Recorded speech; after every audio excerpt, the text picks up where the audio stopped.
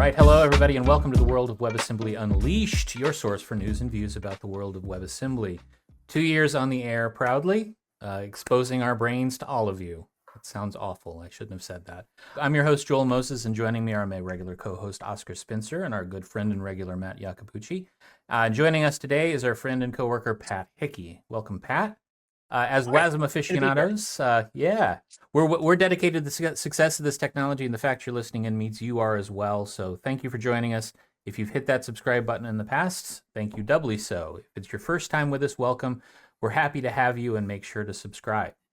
Today is kind of a special episode. We got a ton of topics to discuss because WebAssembly is just hot these days. And we thought it would be fun to talk amongst ourselves about some of the things we've noticed in some of the WebAssembly proposals, things we're watching, things we've noticed, things we're not so happy about, maybe, in the world of WebAssembly.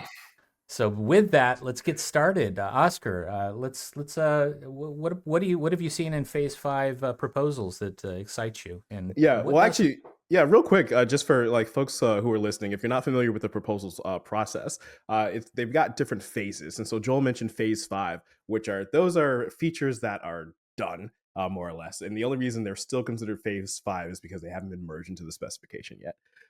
But Phase 4 proposals are ones where they've been pretty much approved. It's just in the state of, it's not implemented everywhere just yet, and we still got to go and get it implemented in all the different runtimes. Phase 3 proposals are ones where people are actively implementing things, and so you get a chance to make sure, like, okay, after we spec'd it out, we were actually able to implement this thing before saying, okay, this is a real proposal that can move along. Phase 2 proposals are just, we've written spec text. So someone had an idea, we've written out what we think it should work like, and still there's going to be a bunch of debate about it. And Phase 1 proposals are simply that, they are proposals. It is an idea that someone has created a repository explaining concepts of a plan for what this proposal should look like. I have the concept of a plan, yes. Exactly. And then there's Phase 0, but that's concepts of a plan, so we don't have to get into that.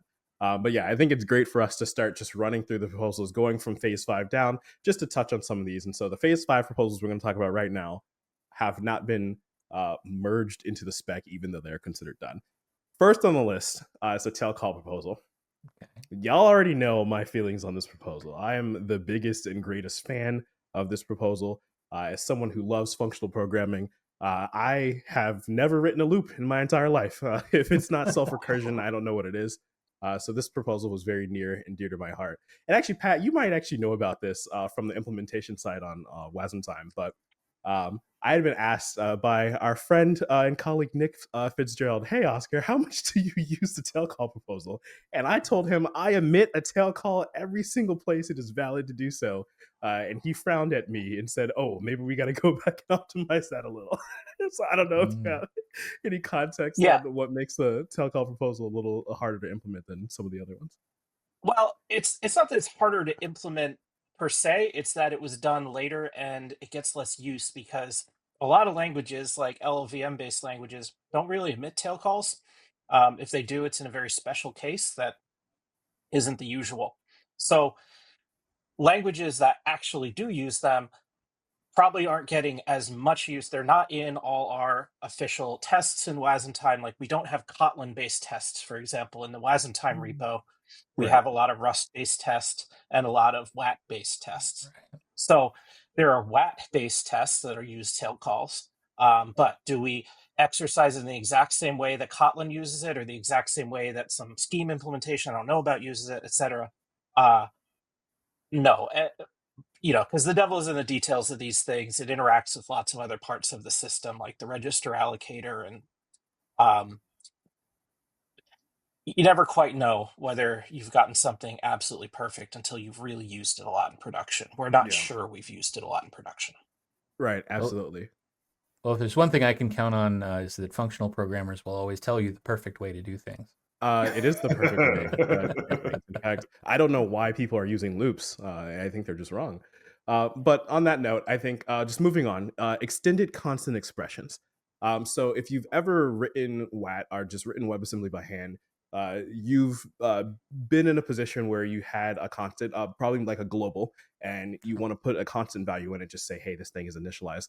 And in the early days of WebAssembly, sometimes that could be a little bit annoying because you weren't able to set up a value. And what I mean by that is, what if I have a global whose value should just be, the result of adding two other globals, and I don't want it to be mutable?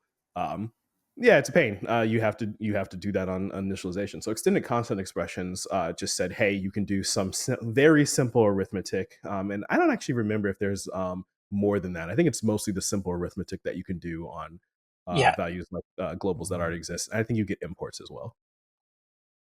There's a very small number of opcodes you can use on the values of globals and getting the value of an imported global. Mhm. So it's things like add, subtract, etc. You can't do anything that might like, for example, have control flow like a loop. Mm-hmm. You certainly can't do a tail call. So it's one of those where you have to execute something, but we don't want to give you the whole general purpose language to execute. So that way it's really easy for engines to optimize it. Yeah, absolutely. But probably not too much to talk about there. So moving forward, typed function references. I think this is where Wasm starts getting a little bit crazy, right? Because if you think of Wasm as just trying to be an assembly language, right? This is one of the places. Well, one, just the fact that Wasm has types in the assembly language at all is already striking to a number of folks. But at this point, is okay, we can have function references with types. It's not just, oh, I've got a I don't know, I've just got integers in a table and I'm doing a call indirect on them, and hopefully it's a function that's chill. So what do you folks think about WebAssembly going to this next step and saying, hey, we're actually going to have typed functions that you can refer to later and call them? And so what are the types? Is it like signature based? Like, I mean, these are the types of the arguments, and this is the return code, and right. It's still the basic WebAssembly type, so it's still I3264, F3264. And I guess extended. I think with SIMD, I think you can also have your V128s, but I'd have to double check that. But yeah, those basic types. So you still don't have high level types, but you have something. Yeah. So what is the hope here, that we get some kind of security or safety guarantees here? I think it's more the static checking. So I can statically know, hey, when I call this function reference, it is what it is. It will not trap. I think, well, it will not trap because the typing was wrong. Right. Which I think is somewhat of a big deal. I personally think this is a good thing for WebAssembly. I think this sort of leans into a step towards, like, as we get into, like, say, the component model, where we actually have nice, like, really strong types. I'm in favor of any kind of typing for this sort of thing. Mostly because I've generated all sorts of invalid WebAssembly. So to me, this is very helpful in catching compilation bugs in particular. Yeah, I like what you said about, helping static analysis here, right? Yeah. So I guess it does come into like a safety aid, which I think is a thumbs up. But do we have any costs associated with it? Well, I mean, much like tail calls, it's something that someone has to choose to adopt. I don't think it's enforced by default. So, I kind of think of this as a convenience function, and with a value, with value to it. But you have to use it in order to get any practical value out of it.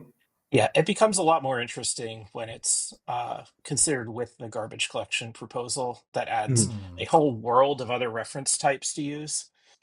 Essentially, they're saying before is this is static validation, right? You're not using call indirect, right? Where call indirect, you have to actually, the engine has to perform a runtime type check to make sure that the element in your table had the right type. This function reference is like, nope, we've already got the type sorted, right? So these more interesting types, this was just the first one. I think this originated in the garbage collection proposal with a lot of other things, and like Andreas carved it off to make it into smaller, more digestible chunks. Of course, they all ended up landing at more or less the same time, but it doesn't mean it was a bad idea to make the software engineering a little more modular. Yeah, that's a great segue into the next proposal on Phase 5, which is the garbage collection proposal. So we have some opinions on this. We've had an entire episode on this, if I remember correctly, Oscar. Yeah, indeed we did. Yeah. Obviously, I'm a big fan. I think this is big news for WebAssembly. I think we'll mention it later as a Phase 5 proposal as well. But garbage collection with exception handling opens up a whole new world for languages. So you have languages like Yeah. Java that say, hey, like, can we run the JVM on Wasm? And like, it's, of course you could have, but it'd be a huge pain. But being able to just take advantage of Wasm GC, being able to take advantage of exception handling. This is a big news. There are critics of the garbage collection proposal, folks who feel that it doesn't go far enough, right? Folks who feel like, because there are classes of languages where it can be difficult to utilize the garbage collection proposal.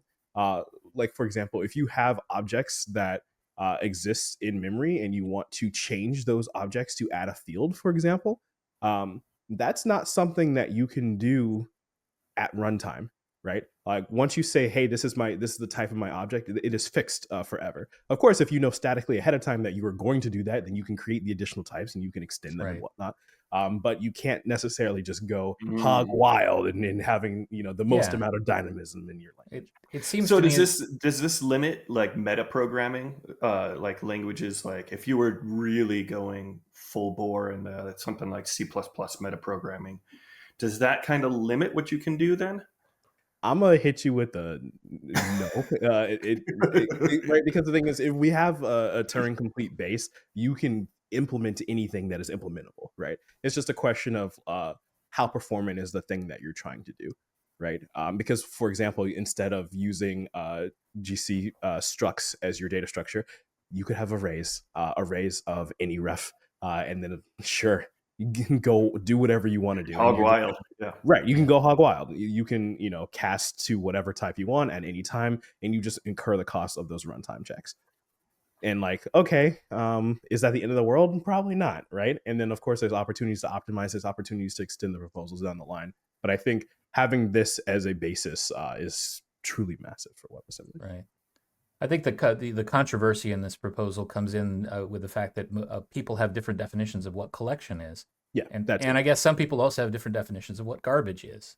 Yeah. So yeah. Which we didn't even get into that. The fact that the garbage collection proposal doesn't give you a garbage collector, but well, and I think that's probably a good thing, right? Like, do you really want? Yeah. That's my favorite part about the proposal, but other folks, feel a little bit differently about that. Yeah. But all right, next up, we got multiple memories, which this is a big deal. Most importantly for the component model. In particular, if I'm trying to stitch multiple core Wasm modules together and they have separate memories and I want to preserve their own memories and make sure that they don't talk across different memories, then having multiple of them allows me to do that. Which of course is important for the component model as we're trying to compose components together and they all have separate memories. I don't actually know of many use cases folks are using for this in core Wasm, other than maybe letting a Wasm module have its own memory, but being able to import a memory as well and read that one. But I don't know if folks have seen other things in the wild. Yeah, this is a funny one because it's not useful when you're writing a module on its own. It's useful when you're writing a module that has to know about other modules, which is not the way that most people thought about their programs early on, right? This is one of those proposals that arguably should have been in the spec from day zero, but they left it off for simplicity because it's kind of it's not essential, right? So you used to just have to use magic host capabilities to do this kind of thing. Now you get to use official WebAssembly to do it. And now, is this for the engine to know about, or I as a programmer am writing my code? The engine always knew about there being multiple memories, because there happens to be a memory in every instance that defines one, right? But inside that instance, it can only refer to one. So you can either import or define a memory. You can't do both. Yeah. Which means if you have your own stuff and you need to talk to someone else's stuff, you can't do that in WebAssembly until multiple memories. Again, for linear memory programs, this all predates the GC proposal. Yeah, understood that. So yeah, it's one of those things that when you're writing a program on its own, kind of doesn't matter, right? Like in LLVM, for example, there's not a concept of there being multiple memory spaces in a program, right? Like you can't have a pointer like, oh, this only points into the one region and it doesn't point into another region. At least that was one of the big questions, was like, how do you actually use this from LLVM? And as far as I know, no one has answered that. I could be wrong. I haven't kept up with all the latest there. But the point is that, so you're not going to just write a Rust program that's going to use multiple memories. What you're going to do is use your own language, or you're going to write, like the component model, for example, specifies, oh, to do this lift where you're taking this value out of one linear memory and putting it into the other, we could give you the semantics of that as the following module that has an import of both memories and a function that knows how to load the values from one and store the values into the other, right? So if you choose, you can implement your component model that way with multiple memories, or you could just implement with magical host stuff, which is what we did before multiple memories. Yeah, using confidential compute boundaries or something like that, right? Okay. What's next on the list here, Oscar? I think SIMD, right? Relaxed SIMD. And so actually, I want to make sure we have time to get to some of the earlier phase proposals. So let's actually go through the next couple of these a little bit fast. But so yeah, relaxed SIMD.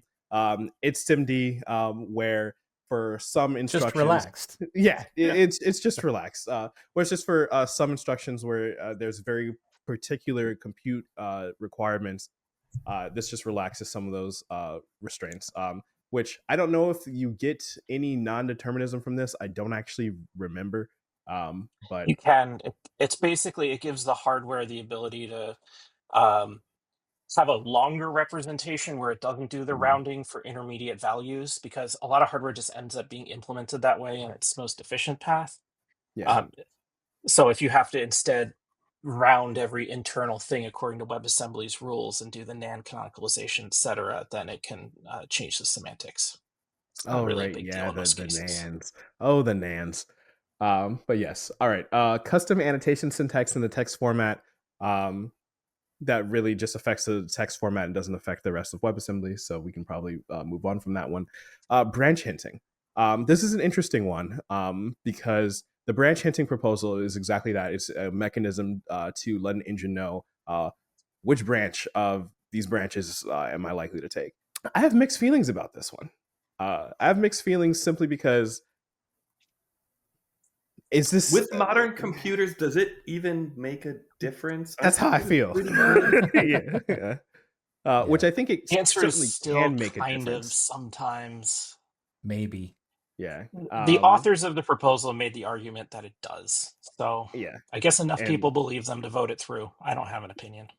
Yeah. I feel like it starts putting WebAssembly in a place where we're just going to have lots of these kinds of things to help tell the engines what they should do, but they don't have to do. And that I don't love, but teach his own. We already talked about exception handling. JS string built-ins. All right. I know where this one's going. The problem I have with the JS string built-ins proposal is it's really just thinking about JavaScript. And obviously, I care a lot about WebAssembly that's not running in the browser. And so when I say thinking about JavaScript, it's mostly JavaScript in the browser that it's thinking about.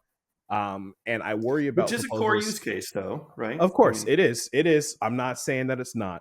But I do worry about proposals like this where they can fracture the ecosystem. Because I think about if I have a WebAssembly module that's using JS string built-ins, and I just want to use it somewhere else, all of a sudden I cannot, unless that runtime supports the JS string built-ins. Right. But that doesn't. I mean, it certainly sounds like it's impact for component model, doesn't it? Now that you after I've just listened to it. Your last statement. So for the component model, it's actually maybe not quite as bad because if you're using JS strings that exist on the JS side, with the component model in the canonical ABI, we can just say, hey, this is a JS string, this other thing is another kind of string, and the host behind the scenes can see, oh, well, in this JavaScript engine, because this was a packed string, it wasn't actually a WTF16 string, it was actually a UTF-8 string, and so we don't have to do the re-encoding. So the component model might actually be able to solve for some of that, funny enough. But I think when I just think of like just pure core WebAssembly without the component model, that's where I start thinking of, you know, the fracturing here. Granted, if we did just say, hey, other languages, maybe you should consider using this, where instead of you creating your own string representation, you basically are just asking the host to give you your strings and you operate on them. There's actually a lot of really cool instructions in there. So for me, I either want us to go further into it and just say, hey, Wasm's going to have strings now, or just not do this sort of thing at all. Right. But that's my own personal opinion. Yeah. So the biggest thing about this proposal is when it showed up in its initial form, the people who proposed it, it was basically like, oh, if you have a WebAssembly implementation anywhere, you'd better have a full browser grade implementation of JavaScript strings. And everybody who was not a browser engine said, that's a huge burden for us. And also it ossifies the ecosystem around that one particular way of doing strings. So they were really receptive to that feedback and came up with a really nice compromise proposal that gets them the performance increases that they needed for a lot of browser use cases. And it's not a particularly huge burden for non-browser engines. That said, you know, Wasm has not implemented it yet.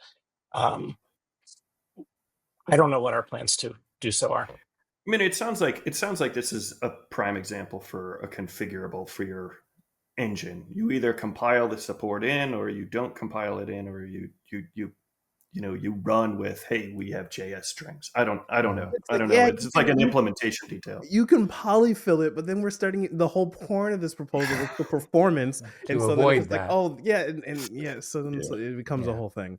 Which I actually remember the in-person Wasm CG when this was advancing to, I think it was advancing to phase 4 at the time.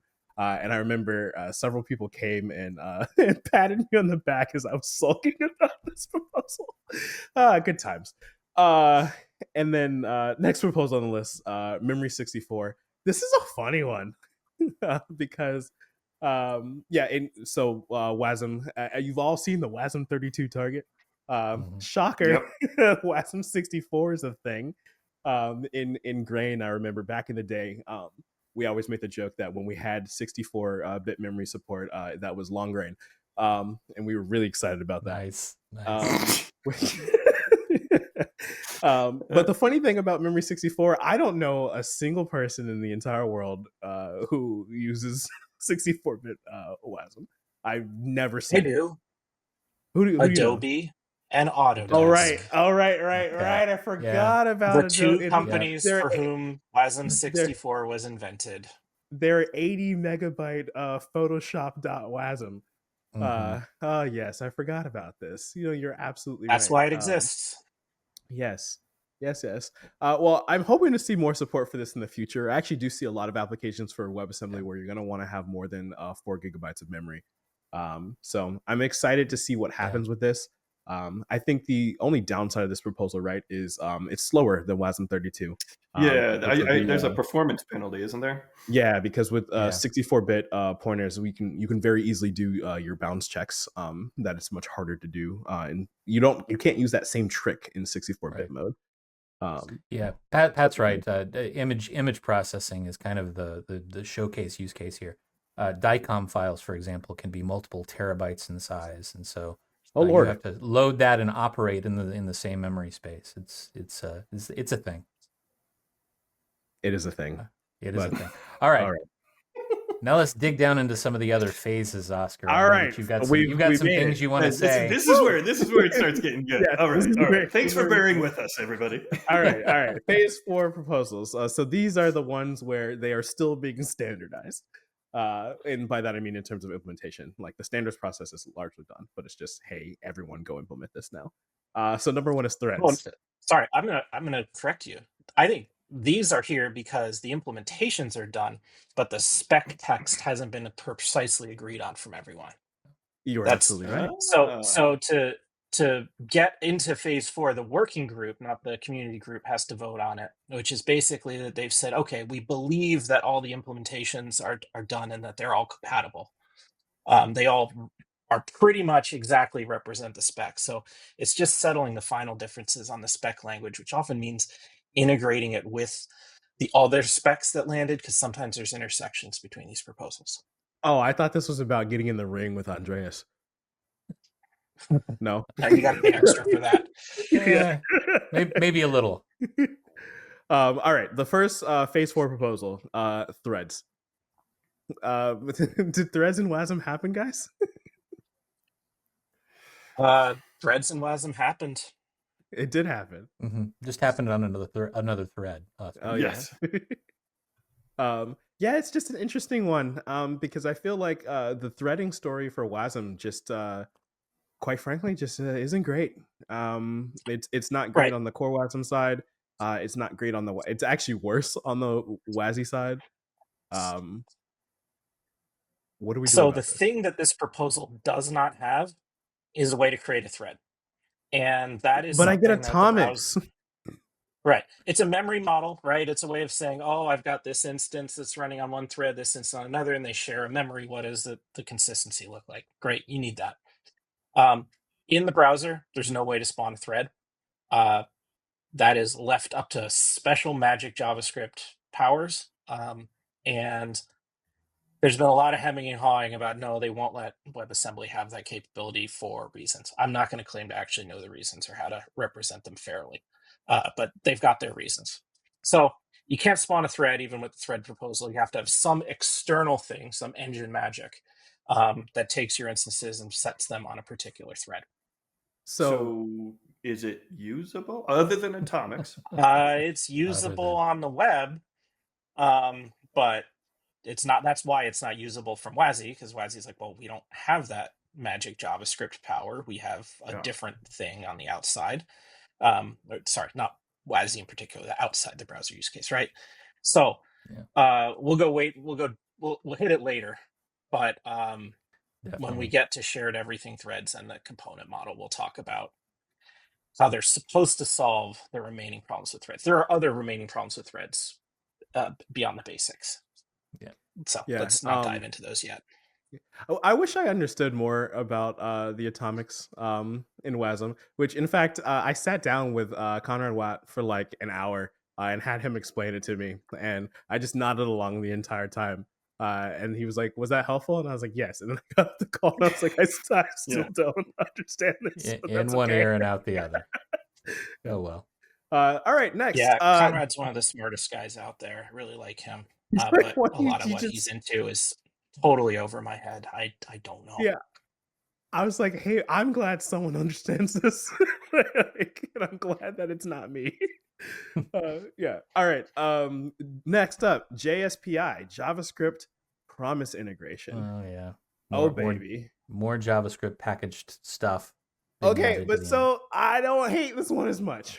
Okay, let's hear it. Because this is kind of realizing the dream for at least for WebAssembly in the browser, and just thinking about doing async, being able to call it into WebAssembly functions, and just really make, because the thing about Wasm in the browser right now, it's not really usable from JavaScript.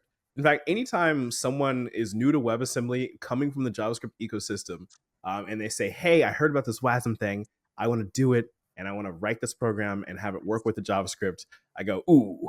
I say, there's a whole lot you got to understand if you're trying to do that. And so actually probably just go look at the component model in JCO, or go look at this other thing, is usually what I end up telling people. Because otherwise, it's rough. Basically, the moment it gets to, like, if people are just like doing the basic demo of adding numbers, it's fine. But the moment they're like, oh, well, I got this string, and I'm like, ooh. It's like there's a lot that goes into getting that string to cross the boundary. But anyway, JSPI is, I think, really helping move us along towards actually having real integration in the browser, where getting to the point where it's actually usable for folks, and it's going to be really instrumental for things like JCO as well. It's going to make it a lot better. It's going to make it a lot more usable. So I'm excited about it. Got it. Yeah. So before JSPI, if your WebAssembly program needed to do any kind of I/O where it needed to wait for anything from the outside world, it would have to return, not call into an import function. But most programs that are written for operating systems call into a function, not return. So for lack of JSPI, this whole field of asyncify had to be invented, which makes programs dramatically less efficient. Like it actually changes the big O complexity of certain operations. in order to fit into that return don't call me model. So Yeah. JSPI is paying off a big bit of tech debt there. Okay, so we like that one. What about the next one on the list? Web Content Security Policy Enhancement. I never followed this. Never followed This is lawyer I stuff. follow this. I don't know. Some of it's lawyer stuff. It is doing something functional for WebAssembly in the browser that content security policies today do not do. So most of these things fall under script source for web content security policies, and it doesn't allow you a finer grained control over the operations necessary to validate the WebAssembly object. And this is adding that to content security policies. But my big problem with content security policies is no one uses them, because the more complex that your application is, the more moving parts that it has that are referenceable within the browser, the less likely it is that you know enough to configure a content security policy that won't break your entire application.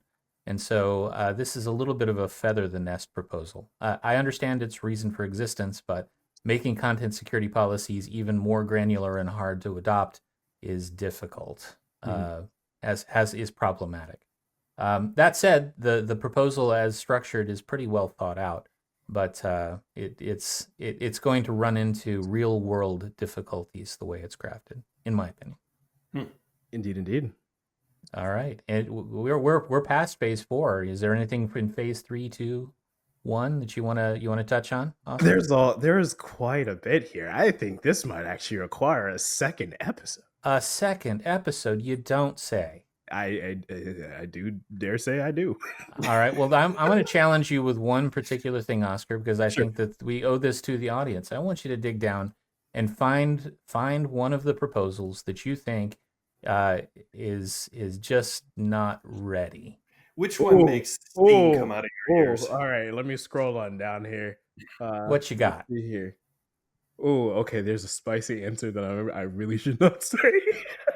Oh, we love spicy answers around here, Oscar. Nah, I'm not gonna say that one. I'm not trying to get in trouble. I gotta pick a different one.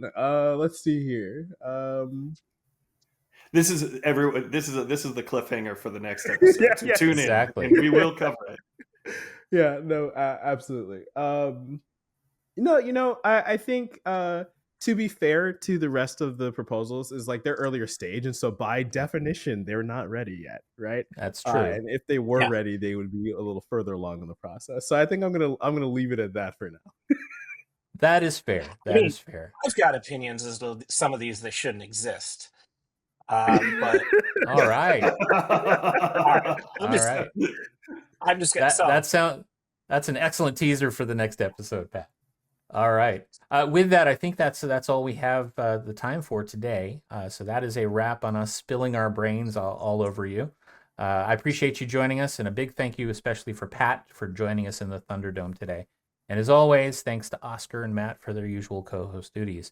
But before I go, a quick reminder, garbage collection is just another name for your mom telling you to clean your dang room, because what do we live in, a barn? It's a big application world out there. It's time to unleash the power and promise of WebAssembly. So from all of us, thanks for listening in. Be sure to subscribe for future WebAssembly news and views. Till next time, take care.